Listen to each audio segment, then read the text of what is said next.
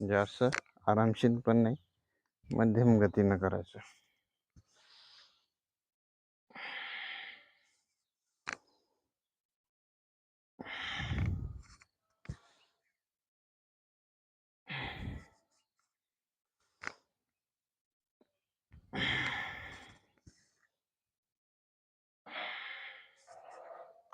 नंतर 9 नंबरची स्टेप, हात समोर करायचे आणि उजवा हात दखण्या पायाच्या अंगठ्याला लावायचा आहे. आसन ह्या हाताचा पंजा समोर असला पाहिजे. एकूण असंच सुरुवातीला आरामशीर, नंतर जोरशी करायची, मध्यम गतीने करायची.